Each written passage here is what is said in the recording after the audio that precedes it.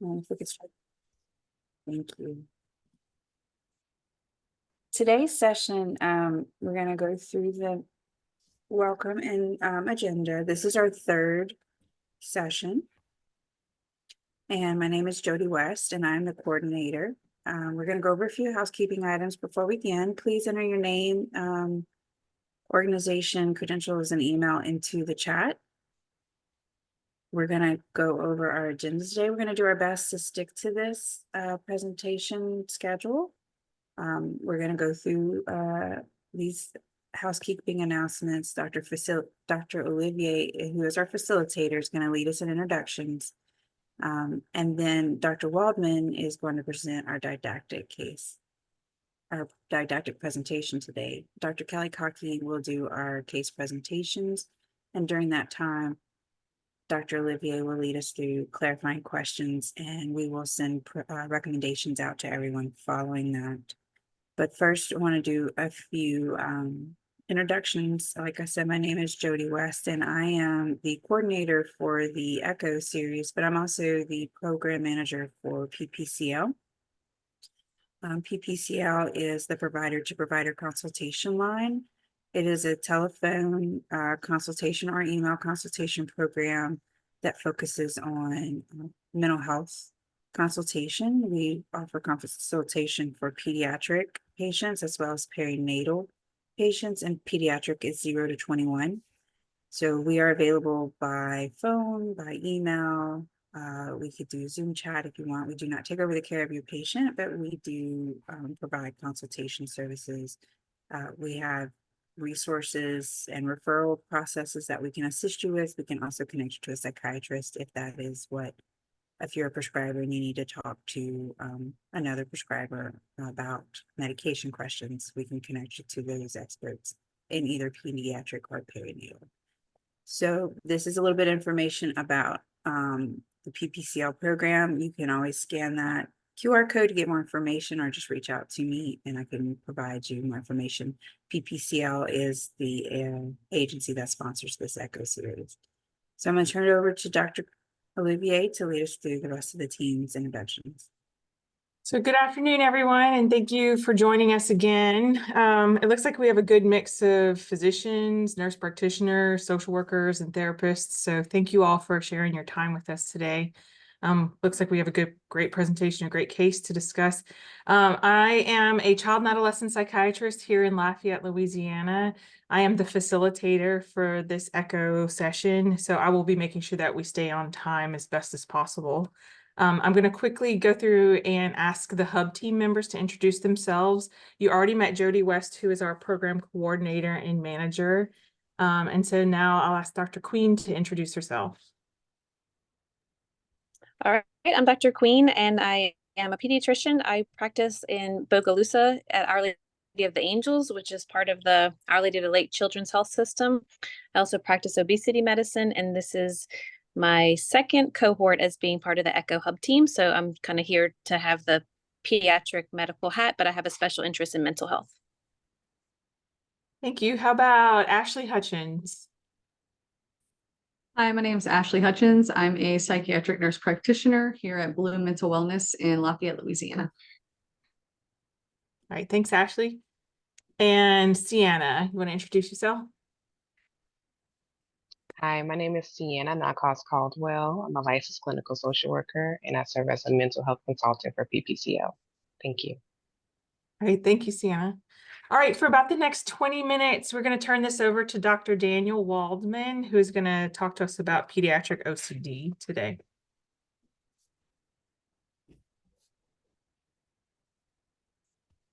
Okay, hi everyone. I am a child and adolescent psychiatrist. I am currently based in California, so I'm in a different time zone than y'all today. And I'm zooming in from my clinic here. This is like an FQHC where I do kind of collaborative care with a lot of pediatricians, and we have a social work team and therapy team here as well. And one of the things that has come up for me a lot in my outpatient practice, which I see way more of than, not sure why, but I just see more of it than I used to, And it might be one of these things that once you start seeing kids suffering with OCD, you're more sensitive to it and pay more attention to it, and then kind of developing the right ways to screen for and ask questions about OCD. But it's a fairly common complaint I end up with in clinic. So today I thought I'd go over some of an overview of OCD in pediatrics.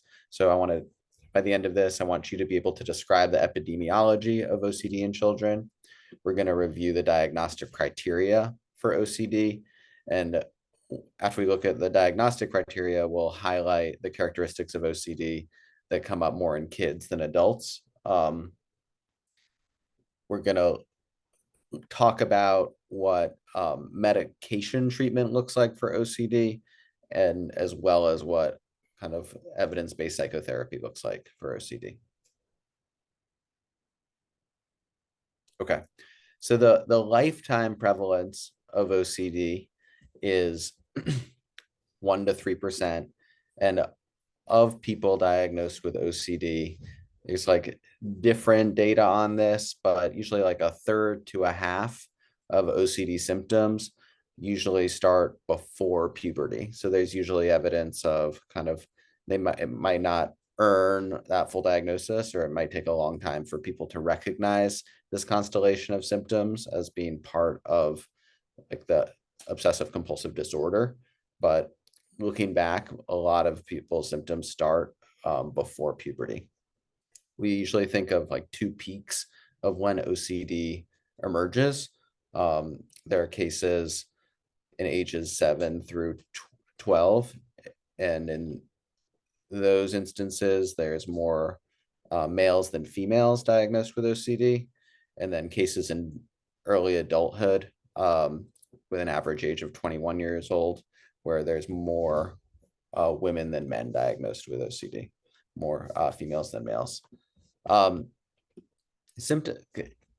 OCD used to be classified as an anxiety disorder, and in some ways there's a lot of characteristics of OCD that I still think are similar, and it's helpful to think of it as an anxiety disorder sometimes, even though technically and by DSM-5 it's not.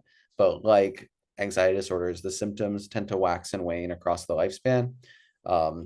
And this can result in functional impairments across different domains of life, in the school setting, in home life, in relationships. But most people say it never really remits. It never really is like cured. And it's something that requires often kind of ongoing medication treatment, and people come in and out of therapy to like when OCD symptoms emerge and become significant for them. The OCD which presents in childhood, which is a lot of OCD, there's this high correlation with other diagnoses across the spectrum in adulthood. So whether that's depressive disorders, anxiety disorders, mood disorders, even psychotic disorders, having a diagnosis of OCD in childhood puts you at greater risk for these things in adulthood.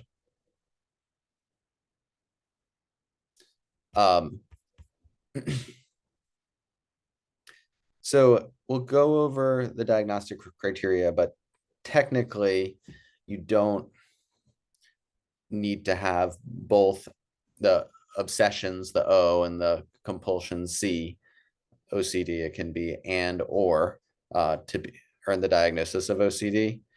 Children are more likely to have compulsions without having those clearly defined obsessions. It's not to say there's not some form of obsessive thinking that's driving the compulsions, but I think a lot of kids can't access that or can't articulate it. So in order to make the diagnosis, it's not required. And it's common that we see kids engaging in kind of compulsive behaviors and rituals when they're unable to verbalize kind of what's driving that.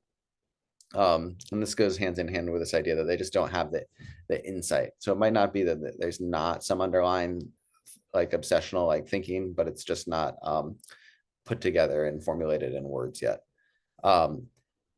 for kids, there's higher rates of harm obsessions, which we'll talk a little bit more about, higher rates of sexual and religious obsessions in adolescents, which is interesting because these are things that are really important to adolescents, is thinking about sex and thinking about identity, thinking about the meaning of life, and it tends to rear its head and kind of attack them in the form of obsessive thinking in people with OCD.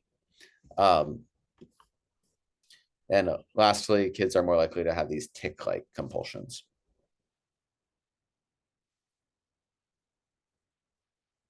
We can, yeah. Okay. So I'm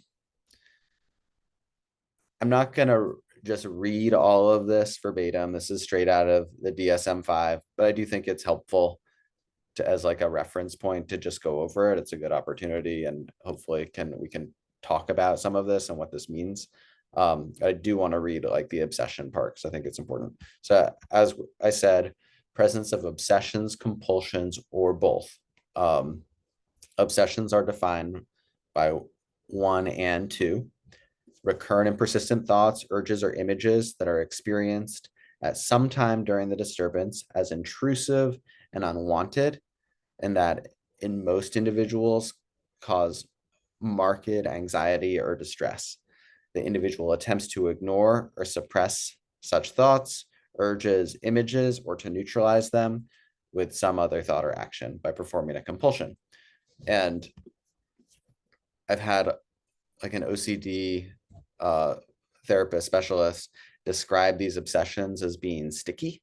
And I think that that's like a really useful way to think about them. It's like having, you can think of it as like gum stuck to the bottom of your shoe, and you're walking around and you just like, every time you take a step, you feel it.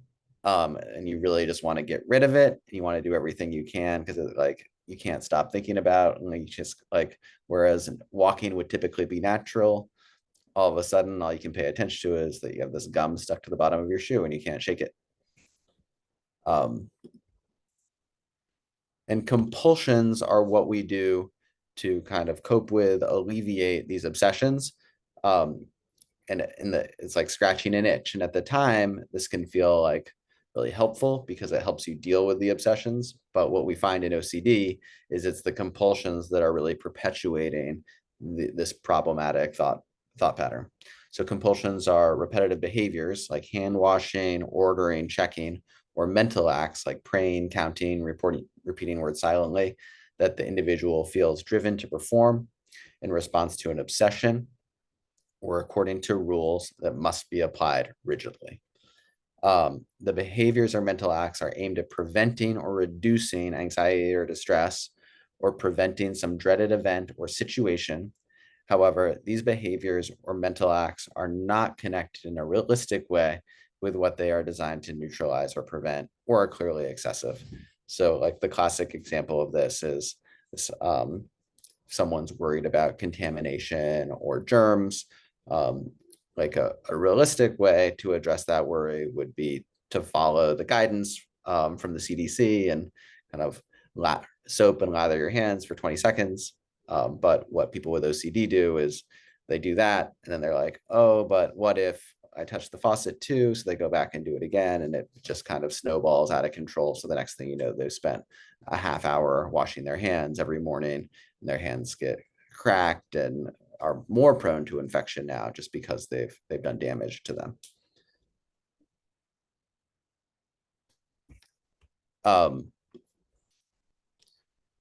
So, and this is a note, which is kind of like what we came up with and why to make the diagnosis in kids, we don't require the obsessions, is like kids might be engaged in the compulsions and you see them doing it, but they can't always articulate the aims of these behaviors or mental acts. And that's like baked into the DSM criteria. One of the criteria is the obsessions or compulsions have to be time consuming, take more than 1 hour a day, or cause clinically significant distress or impairment in social, occupational, or other important areas of function.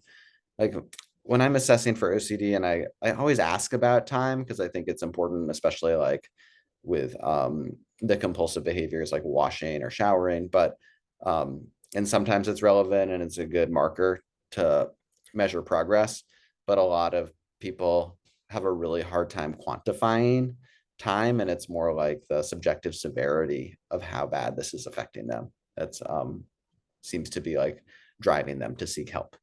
You can skip C, go on to the next slide. And skip, it's part of the criteria, but this is just basically saying it's not because of something else.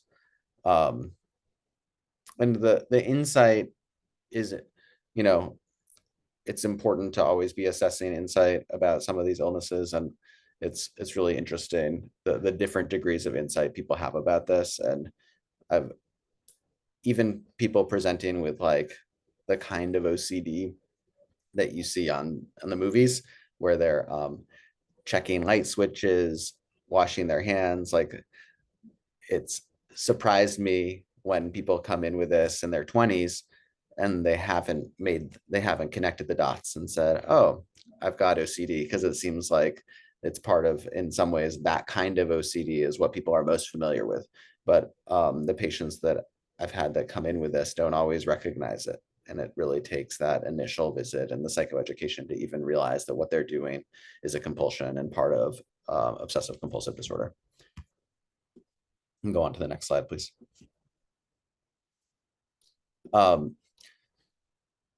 These are common obsessions, particularly with kids. So these are like where the thoughts are coming from. So if I have a child where I suspect there may be some OCD, I'm not getting an idea of like what the obsessions are. And reasons why I might suspect OCD are usually related either to compulsions, or if parents describe visibly anxious behavior, but the child themselves isn't able to articulate anything that would be along the lines of like a social anxiety or a generalized anxiety. I want to make sure that like what the parents aren't seeing isn't rooted in obsessive thinking. So contamination, so germs or people touching things that belong to them and feeling they need to clean them. I had a patient that would take one sip of a water bottle and close the lid and throw it out. That water bottle was used even without finishing it. So she would go through, like 20, 30 water bottles a day. Aggression, this is tricky to assess, but important. Often obsessive thoughts kind of target things in the brain that are ego dystonic, meaning this is against what this person, how this person views themselves or how they think of themselves. So there's a lot of shame around disclosing thoughts that are aggressive or thoughts that are sexual in nature. They might have thoughts about hurting family members that they've never shared with anyone. But it's important to ask, because they might not be honest with you right away, but hopefully if they are, you can kind of normalize it and explain this could be part of OCD, and it doesn't mean they're going to act on this, which is a big concern for people with OCD. Sexual obsessions, religious obsessions, as we talked about, and making things just right. So this kind of perfectionistic, either through order or obsessing over punctuation and something they have to turn in for school, something like that. Common compulsions include washing and cleaning, checking, so checking lights, checking locks, checking the stove, checking the oven. Reassurance seeking is maybe the most common compulsion I see in children. Constantly asking parents for reassurance about certain things or giving them play-by-play of what they're doing, seeking reassurance. A lot of the compulsions are driven by this uncertainty of what if this obsession could be true. So the reassurance seeking is kind of like an outward manifestation of that. Having to repeat things in a certain number of times, ordering and arranging. Those are kind of things we think about like in the like how we picture what OCD looks like. Okay. therapeutic treatment. So the evidence-based treatment for therapeutic treatment is cognitive behavior and exposure and response prevention. So exposure and response prevention is like really kind of what has been found to be super, super effective for OCD. The practitioners of exposure and response preventions like act like they found like the secret to curing all OCD. And I think it is really remarkable how well people respond to this therapy. It's like one of these psychotherapies that really does make a huge difference for kids. So making sure that if you do have a child with OCD, they get exposure and response prevention treatment is really, really critical. And it's like the premise is kind of simple. You want to expose the child or adult to whatever it is they're obsessing over, their fear, and then let them sit with it and not engage. The response prevention is preventing the compulsive behavior, which is currently perpetuating that obsessive thought. There's a picture here of an example of a therapist licking a shoe for someone that's like really grossed out by that sort of contamination as something that they would expose their client, their patient to as part of this treatment. But if through this training, it kind of normalizes these thoughts and helps rewire the brain pathways that are causing the pathologic fear response, leading to that obsessive loop.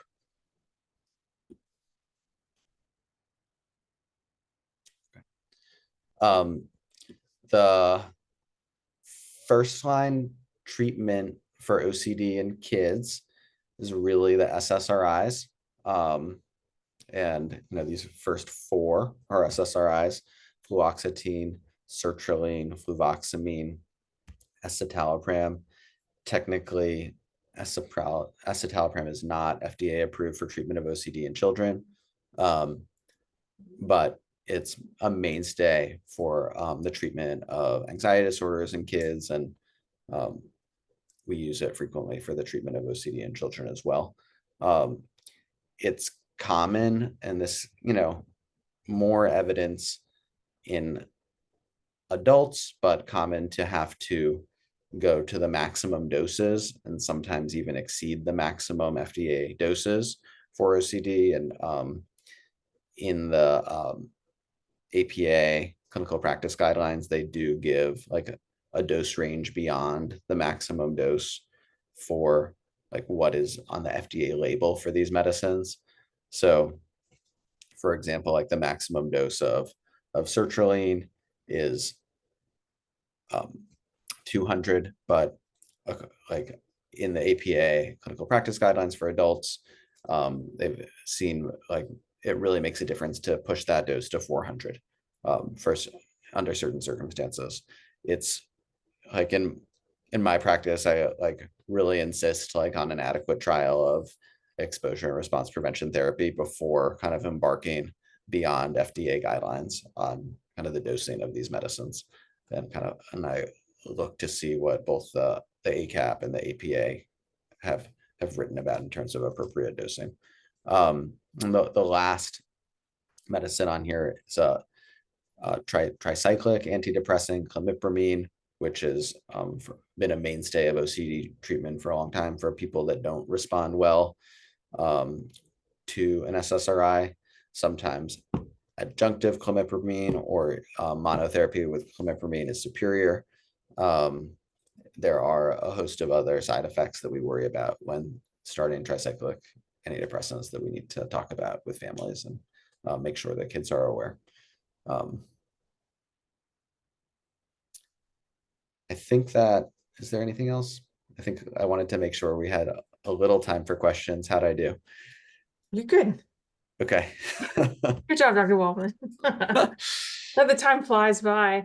I know in practice when I'm seeing a kid and we're treating OCD, I always like to prep the parents ahead of time to like, look, we're going to use serotonergic medication and we're going to push the dose limits of it too, just to kind of make sure, because when they go do their Reddit research that they're like, oh, this is a high dose, Dr. Olivia. Yeah, that's how we treat OCD oftentimes. So just giving them a heads up beforehand. But thank you so much for that. We're going to save questions for the end, and we're going to roll right into the case presentation. Yes, and I want to just thank Dr. Waldman for the presentation, and Dr. Cocky really stepped up for us. So thank you for doing that under pressure. I will be sending out in the chat, there will be the link for the CEUs, but I'll also send that out in an email. Our next session is May 14th. And we do need case presenters, so just let us know. We will follow up with you for sure and walk you through that process. But our next session is about grief responses in children and adolescents, and I am presenting on that. So thank you so much for your attendance today. Your participation is appreciated. Sienna, thank you for putting the link in the chat. So please click on that to get your CEUs or CMEs. And we appreciate any feedback. Y'all have a good rest of your afternoon, and thank you for your time. Bye. Thank y'all. Thanks, Dr. Waldman. Yep, good to see you guys. You too. Thank you.